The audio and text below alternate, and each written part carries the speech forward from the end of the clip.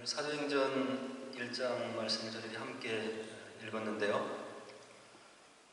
사도행전은 우리가 신약 성경의 복음서가 4권 있죠. 마태, 마가, 누가, 요한. 첫 번째 3권은 예수님의 그 생애에 대해서 굉장히 비슷한 내용들을 거의 많이 가지고 있어서 동일한 관점으로 보았다 그래서 공관복음이라고 얘기를 하고요. 요한복음은 이제 조금 심오한 내용들을 담고 있고, 그래서 사복음서를 신약에 이렇게 가지고 있어요. 근데 오늘 사도행전은 이제 별명이 있는데 속사복음서다 이렇게 얘기를 하고요. 또 그만큼 예수님의 부활하신 예수님이 보내신 성령으로 인해서 일어난 여러 가지 귀한 역사가 많이 있다고 하는 그런 의미를 담고 있겠죠. 아니면 그 사복음서 속에 하나의 복음서가 더 들어가는 그런 제5복음서다 이런 얘기를 사도행전에 대해서 이렇게 이야기를 하고 있어요. 그리고 이 글을 기록한 사람은 누가라고 이렇게 전해지고 있죠. 누가가 2권의 신약성경을 썼어요. 누가복음과 사도행전. 누가복음 1장 3절로 4절에 보니까 이와 같이 시작을 하고 있죠. 그 모든 일을 근원부터 자세히 미루어 살핀 나도 데오빌로 각하에게 차례대로 써 보내는 것이 좋은 줄 알았노니 이는 각하가 알고 있는 바를 더 확실하게 하려 함이로라. 누가복음 1장 서두에 누가가 이 글을 쓰고 있음을 이제 이야기하고 있고요. 그 다음에 사도행전 1장 1절로 2절에 보니까 데오빌로여 내가 먼저 쓴 글에는, 그래서 이제 누가복음이 먼저 있다는 것을 이야기하는 거죠. 무릇 예수께서 행하시며 가르치시기를 시작하신부터 그가 택하신 사도들에게 성령으로 명하시고 승천하신 날까지 이를 기록하였노라. 이렇게 예수님께서 부활하시고 승천한 내용까지 내가 이전 책에서 기록하였는데 이제는 그 이후의 내용들을 내가 기록하겠다 이렇게 누가가 이야기를 하고 있어요. 그래서 누가복음과 사도행전의 저자임을 보여주고 있는 거죠. 근데 이 누가는 예수님의 12제자에 들지는 않았어요. 이방인으로서 은혜를 받고 복음서를 기록하고 사도행전을 기록한 그런 예수님의 큰 제자이죠. 그리고 바울이 이제 여러 차례 세계 전도 여행을 하시는데 바울의 오른팔과 같은 역할을 하면서 선교 사역을 도왔던 바울의 동역자라고 이렇게 볼 수가 있어요. 그 다음에 이제 오늘 본문에 나오는 데오빌로라고 하는 사람이 있는데요. 이 사람이 누구인지에 대해서 정확히는 모른다고 얘기를 해요.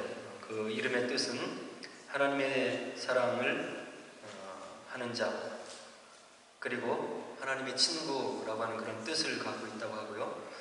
그리고 이분이 아마 이제 실존 인물이었기 때문에 누가가 언급했을 건데 이 사람에 대해서 각하라고 하는 그런 칭호를 쓰고 있죠. 그래서 아마도 높은 관직을 가지고 있는 사람인데 그 사람에게 예수님의 생애와 그리고 부활승천하신 다음에 성령의 사역 가운데 일어났던 여러 가지 일들을 변증적으로 이렇게 복음을 전하기 위해서 누가가 세세히 살펴서 기록했을 것이다 이렇게 보고 있고요. 헬라인으로서 로마 사람이 된 사람, 그리고 바울의 전도를 받았던 사람, 그리고 오늘 사도행전 1장을 기록하고 있는 누가가 아마도 친구와 같이 각별한 교제를 나누면서 가깝게 지냈던 그런 사람이다 이렇게 추측을 하고 있죠. 그러나 실존했던 사람임은 이제 분명한 것 같아요. 그래서 오늘 본문 바로 전에 있는 사도행전 1장 3절에 보면 예수님께서 부활하신 다음에 이 땅에 40일을 머무시면서 무엇을 했는지를 누가가 분명하게 기록을 해주고 있어요. 무엇을 하셨냐면 예수님이 고난받으신 후에 부활하신 후에 제자들에게 확실한 많은 증거로 친히 살아계심을 나타내셨고 십자가에 달려 돌아가셨어요. 무덤에도 들어가셨죠. 그러나 하나님의 은혜 가운데 섭리 가운데 부활하셔서 이 땅에 40일간을 머무시면서 예수님이 첫 번째 하신 일이 있는데 뭐냐면 확실한 많은 증거로 친히 살아계심을 제자들에게 나타내셨더라. 이렇게 누가가 지금 기록하고 있는 거예요. 예수님의 돌아가심과 부활하심이 거짓이 아니라는 것을 다시 한번 강조를 하는 거죠. 그 다음에 40일 동안 그들에게 보이시며 나타나 보이시며 도마에게는 내 손을 내 옆구리에 내 손바닥에 넣어보고 믿는 자가 되라 이렇게 보이시며 하신 일이 있는데 하나님의 나라의 일을 말씀하셨다. 예수님이 두 가지를 하셨다는 거예요. 본인이 고난받으시고 십자가에 돌아가시고 살아나셨음을 인간의 이성의 범위를 뛰어넘고 살아나셨음을 제자들에게 확실히 보여주는 일을 하셨고 두 번째는 그들에게 하나님의 나라의 일을 계속해서 말씀하셨다고 이야기를 하죠. 그래서 이제 예수님이 승천하시기 직전에 이제 순간을 맞이하고 계시는데요. 제자들이 그 예수님이 승천하시기 직전에 그들 목전에 있는 것을 보면서 질문을 오늘 함께 읽은 본문에서 이제 해요. 뭐라고 하시냐면 주께서 우리와 함께 생전에 계실 때 이스라엘 나라를 회복하시겠다고 이렇게 말씀하셨는데 그때가 이때입니까? 이런 이야기를 하는 거예요. 돌아가셨다가 다시 살아나신 지금 하나님의 권능을 우리가 눈앞에서 목도하고 있는 지금이 하나님의 나라의 권능으로 이 땅을 회복하시는 그때입니까? 이렇게 제자들이 묻고 있는 거죠. 제자들은 아직도 부활하신 예수님을 눈으로 목도하고 또 이렇게 확실한 증거를 많이 보면서도 자신들의 생각에 사로잡혀 있는 것 같아요.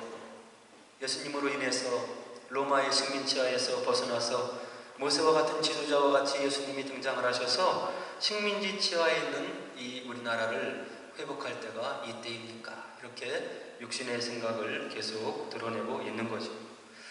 그런데 예수님께서 이와 같이 그들의 바램을 가지고 질문을 해보는 그 제자들에게 7절에 예수님께서 이야기를 하셔요.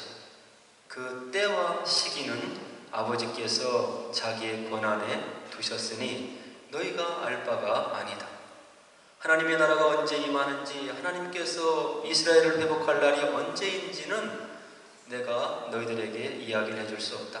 그 때와 시기는 오로지 아버지께만 속한 것인데 그분의 권한에 속한 것이기 때문에 그분에게 맡기고 너희들에게 주어진 일을 해야 된다. 이렇게 하시면서 이 땅에 오신 성자 하나님께서 아버지의 권한을 존중해 드리고 그가 이 땅에서 감당해야 될 사역이 무엇인지 그것에만 집중하겠다고 하는 예수님의 겸손한 모습을 우리가 볼 수 있는 거죠.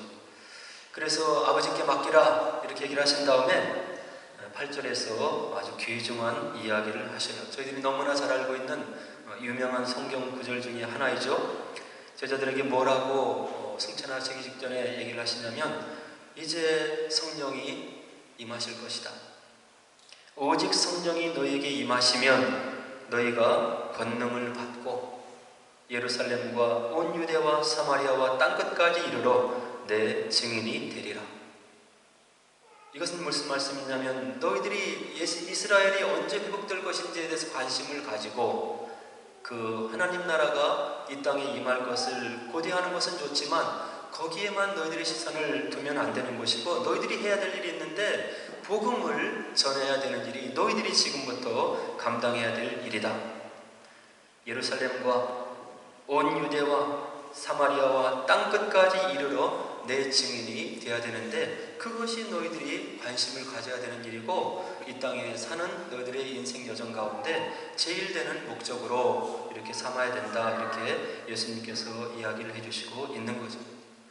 근데 예루살렘과 온 유대와 사마리아와 땅끝까지 이르러 예수님의 증인이 되는 길은 사람의 능력으로 성정으로 할 수가 없음을 분명히 이야기를 해주고 있는 거예요. 내가 십자가에 못 박히러 갈 때 너희들이 다 나를 버리고 도망갔지 않느냐? 너희들을 원망하는 것이 아니고 인간의 힘으로 인간의 능력으로는 그렇게 될 수밖에 없는 것이다. 그러나 너희들의 그런 연약한 믿음과 연약한 결단을 도우시기 위해서 이제 앞으로 약속 가운데 너희들 가운데 임하실 그분이 계신데 바로 보혜사 성령이 되시는 것이다. 너희들이 내 증인이 되는 일을 할 수 있는 것은 너희들의 능력으로 되는 것이 아니고 앞으로 너희들에게 임할 오직 성령이 너희에게 임하시면 이와 같은 조건절로 우리 주님께서 제자들에게 이야기를 해주시고 있는 거예요. 너희들이 권능을 받게 될 것이다. 그래서 내 증인이 될 것인데 어떻게 하면 성령이 너희들 가운데 임재하셔야 이 귀한 사역을 감당할 수 있을 것이다 하면서 예수님께서 제자들을 권면해주고 있는 거죠.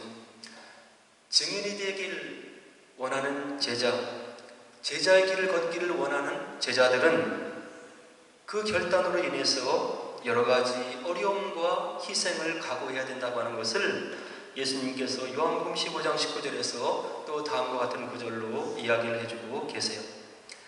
너희가 세상에 속하였으면 세상이 자기의 것을 사랑할 것이 너희는 세상에 속한 자가 아니요 도리어 내가 너희를 세상에서 택하였기 때문에 세상이 너희를 미워하느니라.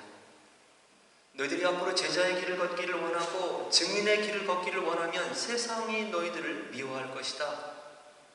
왜 그러냐면 너희들이 세상에 속한 삶을 살아갈 수가 없고 그리고 세상을 위한 삶을 살아가지 않기 때문에 세상이 너희들을 미워하는 일이 발생할 것이다. 이렇게 얘기를 하면서 증인이 되는 길에 험난한 과정을 그리고 결단으로 인해서 올 수도 있는 여러 가지 어려운 그런 조건들을 우리 주님께서 일찍이 이야기를 해주시고 있는 거죠. 세상에 속해 있으나 세상과 구별된 사람들이 저와 여러분들의 신분임을 우리 주님께서 분명히 이야기를 해주고 있는 겁니다. 세상에 속해 있으나 세상의 철학과 사조를 따라가지 않고 거슬러 올라가는 삶을 살아야 되는 제자로서의 삶을 바로 우리 주님께서 분명히 이야기를 해주고 있는 거예요. 세상이 좋아하는 것을 죄라고 얘기를 해야 되고 세상이 모든 사람들이 걸어가는 길을 잘못됐다고 얘기를 해야 되고 그 길로 가면 망하는 길이라고 얘기를 해야 되니까 세상이 너희를 핍박하고 원망하고 미워할 거다. 그러나 내가 약속 가운데 보내는 성령으로 인해서 너희들이 능히 담당하고 견뎌낼 것이다. 이렇게 우리 주님께서 이야기를 해주시고 있는 거죠. 그래서 기독교 2000년 역사의 그 선교사를 우리가 살펴보면 사도행전 1장 8절을 기준으로 해서 복음이 예루살렘에서 떠나서 사마리아로 지나가고 그 다음에 세상 끝까지 이렇게 전파되어 온 것을 우리가 볼 수가 있어요. 그래서 예루살렘과 온 유대 그리고 사마리아를 넘어서서 소아시아를 넘어서 유럽을 건너서 미국을 통해서 그리고 우리나라에까지 그리고 중국으로 그리고 다시금 예루살렘으로 복음이 지금 끊임없이 전파되고 있는데 이것을 선교를 전문적으로 연구하는 사람들은 수평 선교다 이렇게 얘기를 해요. 지역적으로 수평적으로 복음이 계속해서 전파됐다고 하는 이야기죠. 그래서 오늘 저와 여러분들도 이 복음을 지금 맞이하고 있고 은혜 가운데 구원을 지금 생각하고 있는 거죠. 근데 이 수평 선교를 연구했던 사람들의 이야기를 들어보면 복음이 전해지면 복음의 씨가 떨어지면 그곳에서 싹을 틔워요. 복음이 자라죠. 그리고 꽃을 피우고 그리고 많은 예수 믿는 사람들을 거두는 결실을 해요. 근데 그 다음에 우리가 선교 역사에서 중요하게 살펴볼 것이 있는데 그렇게 복음이 떨어지고 씨를 틔우고 성장하고 꽃이 맺고 결실을 한 그 상태가 유지되든지 아니면 더욱 왕성하게 믿는 사람들이 결실을 맺어야 되는데 복음이 지역을 통과하면서 전해진 다음에 결실을 맺은 다음에 꼭 오는 과정이 있는데 쇠퇴의 과정을 겪었다고 하는 이야기. 그리고 나서 심지어는 소멸되는 그런 현상들을 기독교 역사를 보면 보통 알 수가 있는 거죠. 그래서 이런 사이클을 보면 대략 200년에서 300년 정도 복음이 떨어지고 결실하고 쇠퇴하고 쇠락해 나가고 이런 흥망성쇠의 과정을 이 수평선교에서 우리가 볼 수 있다, 이렇게 이야기를 해주고 있어요. 그래서 그 증거를 살펴보면 첫 번째 복음이 시작이 됐던 예루살렘 교회, 바울과 바나바를 선교사로 파송했던 안디옥 교회, 굉장한 복음의 융성이 있었지만 시간이 지나니까 지금 사라지고 없는 거예요. 그리고 바울이 설립한 소아시아의 그 7교회를 비롯해서 여러 복음 전도에 세워진 교회들, 요즘 흔적도 없이 사라진 것을 우리가 볼 수 있는 거예요.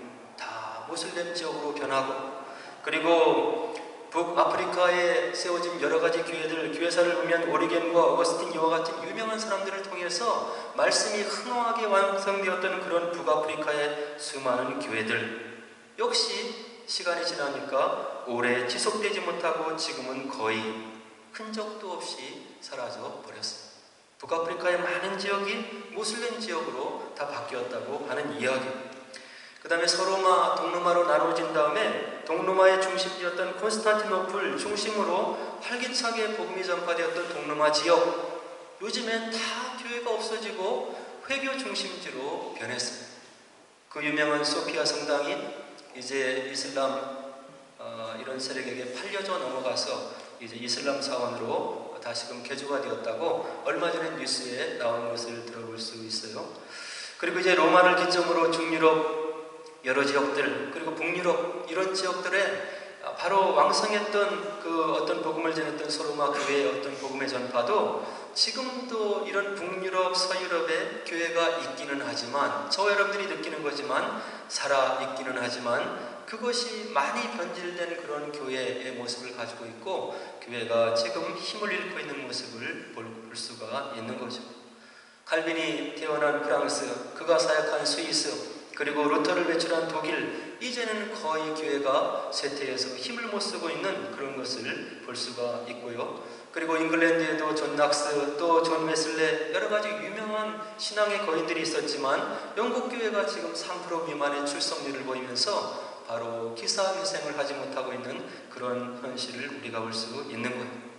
그리고 신앙의 핍박을 피해서 떠난 청교도들이 도착한 미국, 왕성한 복음의 부흥을 이루었지만 지금은 이제 더 이상 그런 선교에 바로 힘을 기울이면서 복음을 증거하는 그런 나라가 되지 못하고 있는 것을 우리가 우리 눈으로 지금 목도를 하고 있는 거예요. 우리 한국교회는 지금 어떻습니까? 140년 전에 개신교가 들어와서 수많은 양적인 성장을 이루어냈지만 요즘 우리 한국교회를 두고 걱정하는 그런 목소들이 많이 있는 거죠. 출생률이 저하되어서 주일학교를 찾아볼 수 없고, 청소년들은 교회가 잘못하는 여러 가지 현상들로 인해서 교회를 기피하고 떠나는 그런 현상들, 앞으로 우리나라도 한 세대 30년이 못 되어서 그 크기와 위용을 자랑했던 한국교회가 이제 텅텅 비게 될 날이 얼마 남지 않았다, 이런 이야기를 바로 지금 이야기를 해주고 있는 거예요. 그래서 예루살렘에서 소아시아로, 또 발칸반도로, 로마로, 그리고 북유럽으로, 서유럽으로, 신대륙으로, 우리나라로, 그리고 이제 중국을 거쳐서 다시금 예루살렘으로 이와 같이 복음이 수평적으로 전파되었는데 그것은 좋은 결과를 지금까지 유지하지 못하고 있다는 것이 교회사가 보여주는 바로 증거라고 하는 이야기.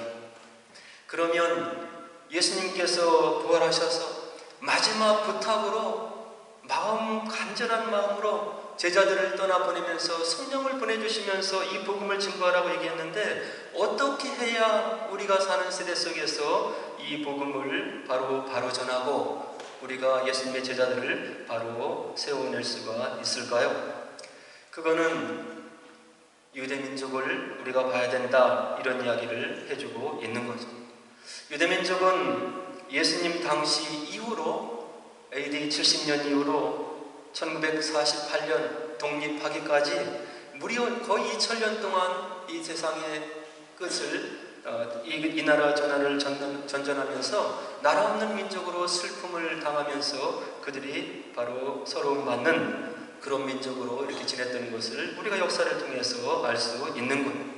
근데 이 유대인들을 면면히 살펴보면 그들에게 전해졌던 말씀과 율법과 그들이 말하는 토라, 그리고 야훼 하나님에 대한 신앙을 자자손손 대대손손 그들이 철저하게 지켜내고 있으면서 그들이 가지고 있는 그 유대교의 명맥을 그 모질고 어려운 바로 역사를 통과하면서 그들의 아이덴티티로 정체성으로 지금까지도 유지하고 있는 것을 우리가 보면서 배워야 된다, 이렇게 이야기를 해주고 있는 것. 무엇입니까? 유대인들이 가장 중요하게 생각했던 것은 그들이 만난 하나님을 그들 자녀에게 목숨 걸고 전했던 것. 비록 나라를 잃는 슬픔을 가지고 2000년을 떠돌면서 나라 없는 민족으로 서러움을 당했지만 그들은 가는 곳마다 회당을 세웠고 회당을 중심으로 해서 그들이 받은 율법을 철저히 전수했고 그들 자녀에게 어떻게 해야 하나님께로부터 복을 받는지를 말씀을 암송하게 하고 그 말씀을 그들 삶 속에 뿌리내리게 하는 그런 선교를 그 유대인들이 철저하게 해냈다고 하는 이야기. 무엇입니까? 저와 여러분들이 우리에게 선물로 주신 그 자녀들에게 내가 받은 믿음과 예수님에 대한 복음을 어떻게 지금 전하기 위해서 노력하고 있고 정말로 내 자녀가 믿음 가운데 바로 서는 그런 참 제자로서의 삶을 살아가게 하기 위해서 눈물로 그들을 위해서 기도하면서 말씀 교육하고 그리고 예배의 중요성을 가르치느냐가 중요하다고 하는 거예요. 학교 공부를 조금이라도 안 하면 부모님들이 걱정하죠. 그리고 부모님들이 원하는 대로 또 아이들이 꿈꾸는 대로 그들이 공부를 좀 게으리하는 것 같으면 우리가 염려하면서 그들을 위해서 마음 조리하는 우리 부모의 심정을 주변에서 볼 수가 있는 겁니다.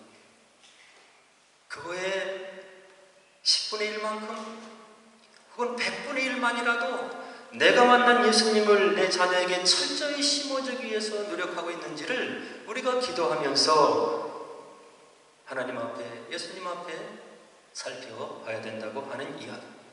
이 다음 세대를 일으켜 세우는 선교에 빠진 고리가 있기 때문에 하나님의 은혜 가운데 복음이 수평적으로 전 세계를, 전 지구를 돌아서 다시금 예루살렘으로 향하는 그런 양적인 어떤 결과를 얻은 것 같지만 어떻게 보면 석빈강정이 되어버렸다고 하는 것을 선교를 연구하는 사람들은 이야기를 해주고 있는 겁니다. 은혜 받고 다른 지역에 가서 복음을 전하고 예수님을 전하는 것도 중요하지만 내 자녀들, 내 형제들, 내 부모들, 내 주변에 있는 사람들을 정말로 하나님이 있는 것을 믿으면서 그 나라를 증거하기 위해서 눈물을 흘리고 기도하고 있는지, 그리고 유대인들이 목숨 걸고 그 수직 선교를 하기 위해서 노력했던 그런 모습을 저희들이 가지고 있냐고 하는 이야기. 학교 레슨 시간 빠지는 거, 수업 빠지는 거, 염려하는 것만큼 우리가 주일학교를 정말로 생명과 같이 여기고 하나님 말씀 배우게 하려고 우리의 자녀를 놓고 눈물로 기도하고 그들 마음 가운데, 그들 머릿속에 하나님 말씀이 심겨지게 하기 위해서 그렇게 우리가 마음 쓰고 있냐고 하는 이야기. 이게 안 되면 세상적으로 성공은 할지 몰라도 하나님 없는 삶을 살아갈 수밖에 없는 거예요. 서구의 영국의 교회가 왜 이 모양이 됐습니까? 성공회를 방문해보고 감리교를 방문해도 목사님이 거하고 있는 만스나든지 사택이 주변에 있는데도 목사들의 자녀들이 교회에 나와서 참석해서 예배를 드리고 봉사하는 것을 보지를 못했어요. 자기가 복음 사역자로 성공을 하고 말씀을 전하면서 자식들을 말씀의 일꾼으로 세워내지 못하고 있는 거예요. 저 여러분들은 어떻습니까? 나에게 주어진 일을 감당하기 위해서 물론 최선을 다하고 나에게 주어진 사명이고 달란트이기 때문에 최선을 다해야 되지만 하나님께서 나에게 오신 의미가 무엇인지, 나의 자녀들이 하나님 없이 살면 멸망할 수밖에 없다고 하는 것을 절감하고 내 자녀를 위해서 기도하고 그들에게 말씀의 씨앗을 뿌리기 위해서 눈물로 기도하고 내 자녀가 교회를 빠지면 학교를 빠진 것만큼 마음을 기울여서 아파하고 기도하고 있냐고 하는 이야기.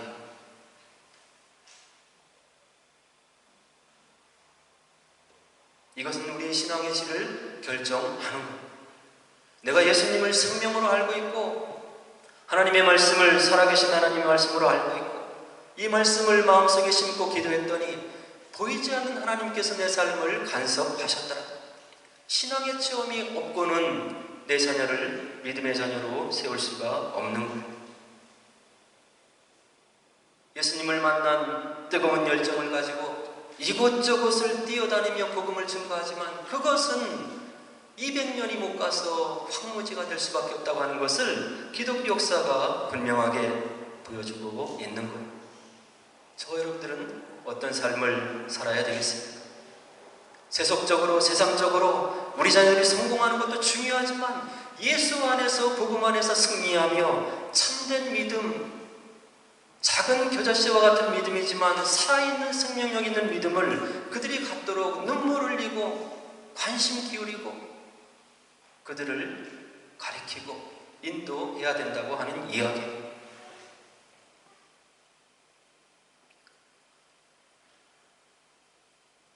이와 같은 귀중한 사명을 맡기시고 예수님께서 이제 승천하시고 9절에 보니까 말씀을 마치시고 제자들이 보는 데서 올려가셨더라. 흰옷 입은 천사가 나타나서 왜 하늘을 쳐다보고 있느냐? 하늘로 올려주신 예수는 하늘로 가심을 본 그대로 다시금 오실 것이다. 너희들에게 주어진 이 복음 사역을 전하는 일에 최선을 다하라. 이런 이야기죠. 그리고 나서 예수님께서 말씀하신 대로 이제 예수님이 올려가신 다음에 13절과 14절에 보니까 12 제자 중에서 11제자 그리고 예수님의 어머니 마리아, 예수님의 동생들 그리고 여인들이 함께 모여서 열심히 전심을 다해서 기도하였더라. 14절에 그렇게 이야기를 해주고 있는 거예요. 모두 함께 마음을 같이 오로지 기도에 힘을 쏟더라. 왜 그렇습니까? 복음의 증인이 기도하지 않고는 될 수 없는 일이기 때문에 예수님께서 약속하신 성령을 받지 않으면 이 복음의 증인으로서의 삶을 살아갈 수 없기 때문에 예수님이 뭐라고 얘기하셨나요? 4절에서 예루살렘을 떠나지 말고 내게서 들은 바 아버지께서 약속하신 것을 기다리라. 요한은 물로 세례를 베풀었으나 너희는 몇 날이 못되어 성령으로 세례를 받으리라. 이 성령을 받기 위해서 제자들이 예수님이 승천하신 다음에 마지막 당부한 증인의 삶을 위해서 그들이 전심으로 열흘 동안 기도하는 제자들의 모습을 우리가 볼 수 있는 거예요. 그래서 사도 바울은 우리들에게 이와 같이 복음 전파의 중요성에 대해서 이야기를 해주고 있죠. 디모데후서 4장 2절에 보면 너는 말씀을 전파하라. 때를 얻든지 못 얻든지 항상 힘쓰라. 범사에 오래 참음과 가르침으로 경책하며 경계하며 권하라. 오늘 저와 여러분들은 하나님의 말씀을 얼마만큼 우리 주변의 사람들과 나누고 있습니까? 또 아직도 예수님을 모르는 우리 자녀들 그리고 복음이 들어간 것 같지만 아직도 견고하게 서 있지 못하는 내 자녀를 또 나의 형제 자매를 그리고 나의 친척들을 두고 눈물로 기도하고 이 예수님을 알게 하기 위해서 노력하고 있는지 그 일을 우리 스스로는 할 수 없는 거예요. 성령을 받으셔야 성령이 내 마음 가운데 충만하게 임하셔야 이 복음을 전할 열심히 생기는 거고 사마리아의 수가성에서 만난 그 사마리아 여인과 같이 예수님을 만나야 물동이를 내버려 두고 주변 사람들에게 와 보라 이렇게 증거할 수 있는 증인의 능력이 있는 거예요. 바라기는 우리에게 임한 이 복음에 엄청난 은혜와 사랑을 마음속에 절절히 느끼시고 성령을 사모하셔서 성령이 우리 마음 가운데 계심으로 우리에게 마지막으로 맡겨주신 우리 사랑하는 우리 주님께서 맡겨주신 귀한 사명 이 증인의 삶 복음 전도자로서의 귀한 삶을 이 땅에 사는 동안에 내 자녀에게 내 부모에게 내 친척들에게 그리고 가까이 있는 지인들에게 잘 감당하셔서 이 복음으로 열매를 맺게 하는 그런 귀한 증인의 삶을 사시는 저 여러분 되기를 주 이름으로 간절히 축원을 드립니다. 우리 함께 기도하도록 하겠습니다.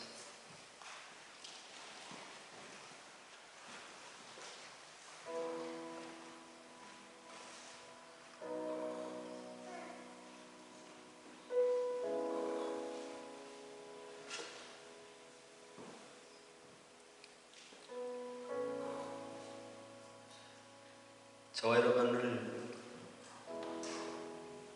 사랑하셔서 위아들을 죽음으로 희생시키시면서 우리를 구원하시기 위해서 우리 가운데 다가오신 하나님께서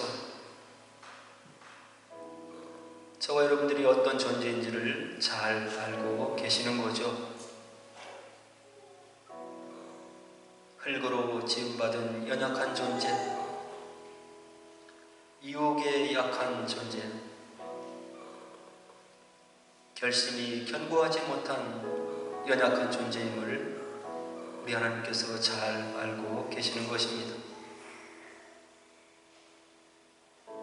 그런 우리들이 하나님을 떠난 이 세상에서 하나님이 원한 그런 삶을 살게 하시기 위해서 우리를 돕는 능력 있는 분을 보내주셨는데 그분이 바로 성령님이신 것입니다. 그리고 우리를 깨닫게 하기 위해서 하나님의 말씀을 주신 것이죠. 이 땅에서 하나님 보시기에 아름다운 삶을 살아갈 수 있는 유일한 길은 성령님을 의지하는 길이고 말씀을 사모하는 길입니다. 성령이 아니고는 주님이 원하시는 삶을 살 수가 없는 거예요. 성령의 감동이 아니면 주님을 위해서 우리가 한 발자국도 나갈 수 없는 연약한 존재들인 것입니다. 하나님 나라의 능력이 무엇인지를 성령의 임재 가운데 체험하셔서 주님을 위한 결단들을 해나갈 수 있는 참된 제자들이 되게 하옵소서. 말씀에 있는 성령의 권능과 능력이 무엇인지를 체험으로 알므로 주님을 위해서 결단할 수 있는 참된 제자들이 되게 하옵소서. 우리의 연약함을 아시는 아버지 하나님, 우리를 도와주시고 성령께서 인도하셔서 참된 제자로서의 삶을 살게 하옵소서. 우리 함께 기도하도록 하겠습니다. 기도하겠습니다.